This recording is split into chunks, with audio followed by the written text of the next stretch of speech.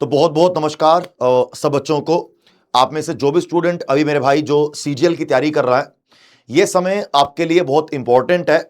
आज जो आपको बताने वाला हूं मैं, आज हम कुछ ऐसी बातें करेंगे कि आने वाले समय में आपके पास दिन कितने बचे हैं, आपका एग्जाम कब होगा और आने वाले समय में आपको क्या करना चाहिए अपने एग्जाम्स को पास करने के लिए। अगर आप ये वीडियो देखेंगे, यहां पर मैं आपको डेली का टाइम टेबल भी डिस्कस करूंगा। यहां पर मैं आपको डेली के टाइम टेबल के साथ साथ आपके साथ ये भी डिस्कस करूंगा कि आपको इस समय क्या स्ट्रेटजी फॉलो करनी है और आपको क्या क्या करना चाहिए। जो जो बताऊंगा, अगर आपने वो सब कुछ कर लिया तो कहीं ना कहीं आपके एग्जाम के पास होने के चांसेस बढ़ जाते हैं। अगर वैकेंसी की बात करूं तो 12,256 सीजीएल की वैकेंसीज हैं। वैकेंसीज के बाद अगर मैं आपसे कुछ इंपॉर्टेंट डेट्स की बात करूं, देखो भैया, फॉर्म भरने की डेट एक्सटेंड भी हुई थी, लेकिन फॉर्म भरने की डेट अब खत्म हो चुकी है। अब बारी आएगी कि भैया करेक्शन की डेट अभी ओपन होगी। 1 जुलाई से लेकर 3 जुलाई तक करेक्शन की डेट रहेगी। अब यहां पर एक सबसे इंपॉर्टेंट पॉइंट ये आता है कि भैया हमारा टीयर 1 का एग्जाम कब होगा। अगर टीयर 1 के मैं आपसे एग्जाम की बात करता हूं तो जो अभी मुद्दा लग रहा है, जैसे अभी जीडी की भी कुछ शिफ्ट कैंसिल हुई, उनके बारे में कुछ नहीं पता पेपर कब होगा, तो काफी हाई चांस है कि आपके सितंबर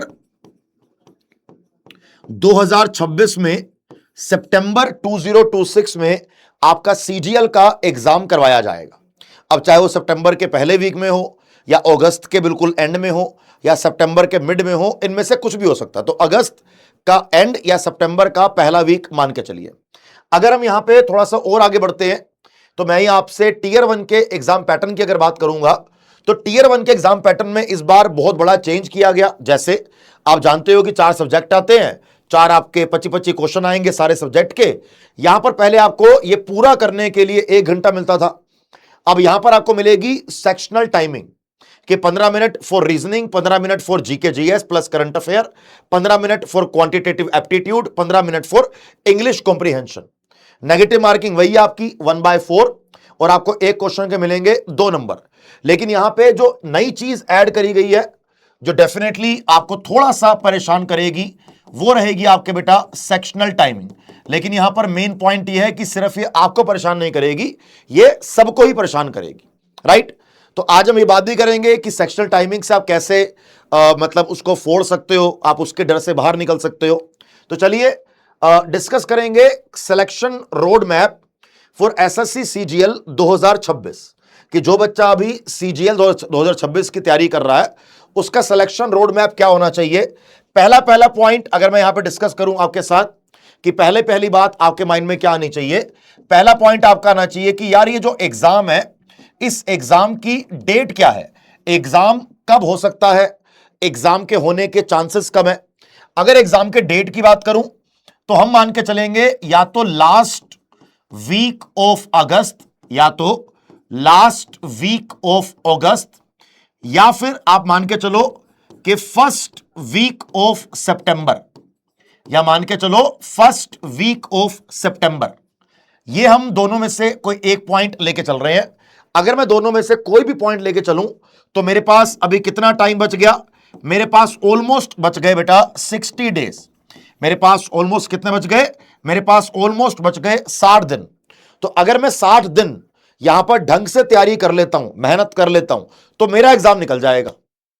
अब 60 दिन में ऐसा क्या किया जाए जिससे बच्चों को सिलेक्शन मिल जाए, या 60 दिन में ऐसा क्या किया जाए जिससे बच्चा इस बार अपना सिलेक्शन लेके दिखा दे, उसके बारे में बात करेंगे अब हम।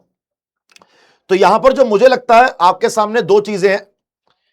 पहला पॉइंट मैं आपको यह बोलूं कि एक आपका जो डेली का टाइम टेबल है वो आपके सामने बिल्कुल क्लियर होना चाहिए। दूसरा, एक 4 स्टेप्स की स्ट्रेटजी मैं आपके लिए लेकर आया हूं। अगर आप ये 4 स्टेप्स की स्ट्रेटजी को फॉलो कर लोगे तो आपका एग्जाम निकलने के चांसेस बढ़ जाएंगे। अब अगर मैं आपसे यहां पे डेली के टाइम टेबल की बात करूं तो डेली का जो आपका टाइम टेबल रहेगा वो मेरा ये मानना है, देखो अब आप कोई छोटे बच्चे नहीं हो, अब आप बड़े हो गए हो। मैं आपको बोलूं कि आपने 8 बजे जागना है, फिर 8:30 आपने ब्रेकफास्ट करना है, फिर 9 बजे आप जाके माता पिता को प्रणाम करो। ये आपने डिसाइड करना है कि आपने कब उठना है, कब नहीं उठना है। मैं सिर्फ आपको ये बताऊंगा कि आपने कौन से सब्जेक्ट को कितना टाइम देना, ठीक है।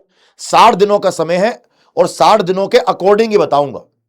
अगर मैं 60 दिनों के अकॉर्डिंग जाऊं और मैं अगर एज अ स्टूडेंट इस समय होता तो मैं एग्जैक्ट यही प्लान फॉलो करता जो बताने वाला हूं।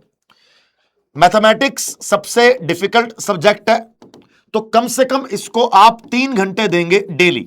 एवरी डे 3 आवर्स आप मैथ को दीजिए, एवरी डे 3 आवर्स आप मैथ को दीजिए। इसके बाद बारी आती है रीजनिंग की।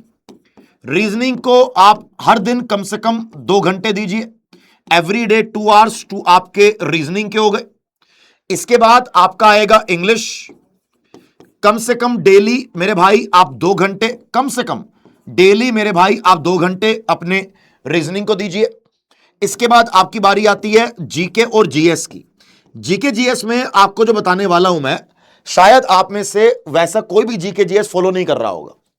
आप जीके जीएस को कम से कम 3 घंटे दीजिए। आप जीके जीएस को कम से कम 3 घंटे दीजिए। 3 घंटे में आपको क्या करना है, आपको 1.5 घंटे 1.5 आवर्स या आपको 1.5 घंटे जीएस का एक सब्जेक्ट पढ़ना है और आपको 1.5 घंटे जीएस का दूसरा सब्जेक्ट पढ़ना है। सर क्या कहना चाहते हो? जैसे पॉलिटी और ज्योग्राफी आप साथ साथ पढ़ रहे हो तो आप 1.5 घंटे पॉलिटी पढ़ो, 1.5 घंटे ज्योग्राफी पढ़ो। या आपको लगता है कि पॉलिटी से ज्यादा क्वेश्चन आते हैं तो 2 घंटे पॉलिटी पढ़ लो और 1 घंटा ज्योग्राफी पढ़ लो। आपको साथ में हिस्ट्री और इकोनॉमी पढ़ना है।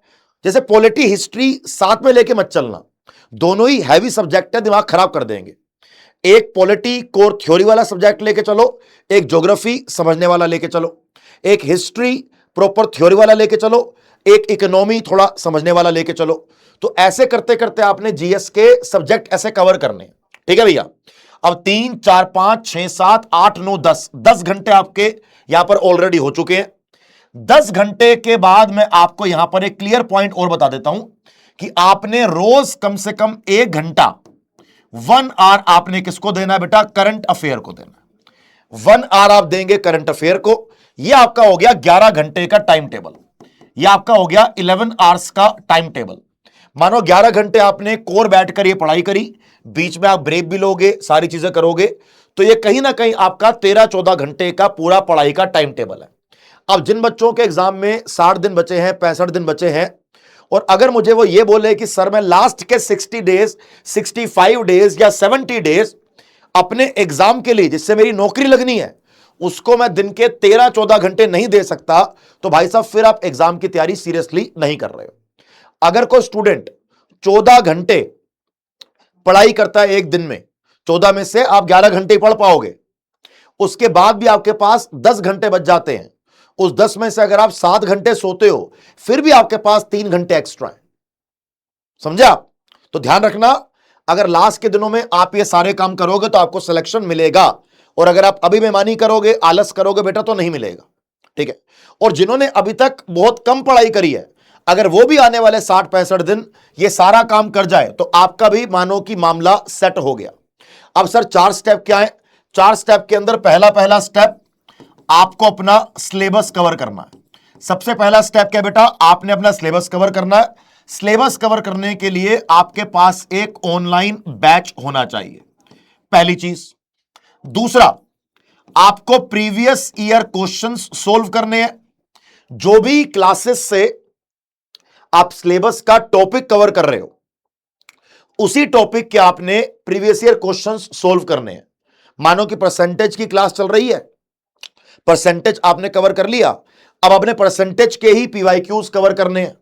फिर साथ में अलजेब्रा चल रही है, अलजेब्रा खत्म हो गया, आपने अलजेब्रा के पीवाईक्यूज करने हैं। एंशिएंट हिस्ट्री खत्म हो गई, एंशिएंट हिस्ट्री के आपने पीवाईक्यूज यहां पे कवर करने हैं।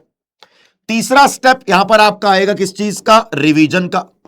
तीसरा स्टेप आपका आएगा बेटा यहां पर क्या? तीसरा स्टेप आपका आएगा रिवीजन का।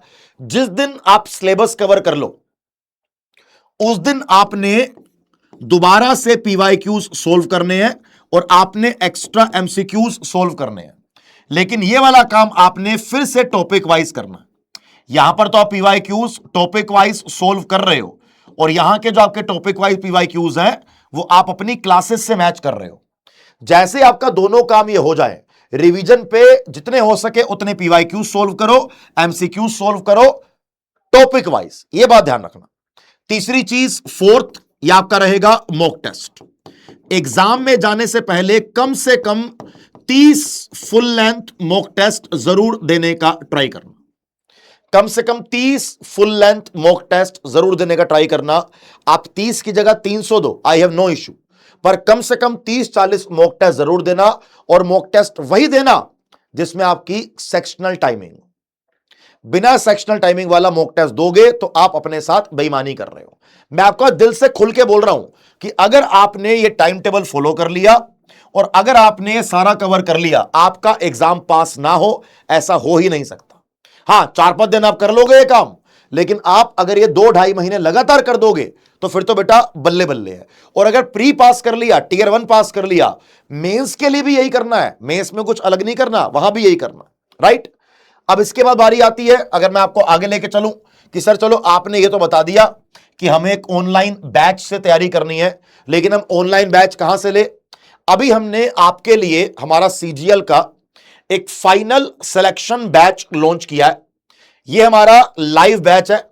ये सारी फैकल्टीज 1 2 3 4 5 6 7 8 9 ये सारे मिलके आपको जीएस का पूरा सिलेबस, रीजनिंग का, मैथ का, इंग्लिश का, करंट अफेयर का, स्टैटिक जीके का सारा सिलेबस आपको कवर करवाएंगे।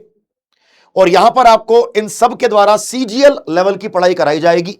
और जिन बच्चों ने एक बार सीजीएल फाइनल सिलेक्शन बैच में एनरोलमेंट करके तैयारी पूरी कर ली, क्योंकि आपको इस बैच के अंदर क्या क्या मिल रहा है, 400 से ज्यादा लाइव क्लास, पूरा सिलेबस कवर एग्जाम से पहले, 2500 मॉक टेस्ट फुल प्रैक्टिस करने के लिए, 14,000 से भी ज्यादा प्रैक्टिस क्वेश्चन जिसमें आपको लेटेस्ट प्रीवियस ईयर क्वेश्चंस दिए गए हैं।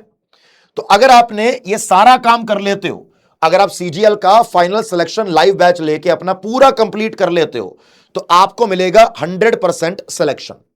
अगर अभी मैं आपको बताऊं कि आज आपको मैं ये बात क्यों बता रहा हूं, क्योंकि हमारे अभी जो सुपर पास लाइव है, जो ये बैच चलते हैं ना, ये हमारे सुपर पास लाइव वाली कैटेगरी में चलते हैं। सुपर पास लाइव के अंदर लाया गया है अभी सुपर सिलेक्शन सेल की स्पेशल ऑफर चल रहा है। जो आपको 1 साल का बैच 2,000 रुपए का मिलता है, वो बैच आपको मिल रहा है सिर्फ 949 रुपए का। यानी कि जो बैच 2,000 का है उसको 50% से भी उसका प्राइस कम कर दिया गया। लेकिन आपको कोड क्या लगाना बेटा, आपको कोड लगाना है AVS। इस वीडियो के डिस्क्रिप्शन में हमारे फाइनल सिलेक्शन बैच का आपको लिंक दिया होगा। आप लिंक पे क्लिक करोगे, आपको वो सुपर पास लाइव पे लेके जाएगा। जैसे आप सुपर पास लाइव पे चलोगे, आपने वहां जाके अप्लाई कूपन में AVS कूपन कोड लगाना है। जैसे ही आपने AVS कूपन कोड लगा दिया, आपकी जो 2,000 रुपए का बैच है वो सिर्फ आपको मिलेगा 949 रुपए का। और आपको मैं बिल्कुल क्लियरली बोल रहा हूं, घुमा फिरा के नहीं बोल रहा हूं, अगर आपने हमारा ये बैच पूरे तरीके से कंप्लीट कर लिया तो आपको मिलेगा सिलेक्शन। और जो ये हमारा ऑफर प्राइस है, सेल चल रही है, वो सेल सिर्फ और सिर्फ हमारी जून तक की है। यानी कि 27, 28, 29 और 30 जून तक ये सेल चलेगी। 30 जून रात को 12 बजे ये सेल खत्म हो जाएगी। फिर यही बैच आपको मिलेगा 2,000 रुपए का 1 जुलाई से। तो जो बच्चे सीजीएल की तैयारी करना चाहते हो, अभी आपके पैसे बच सकते हैं। अभी आप AVS कूपन कोड लगाइए और इस बैच में जुड़ जाइए। आज के लिए इतना ही। Thank you so much. Jai Hind, bye bye.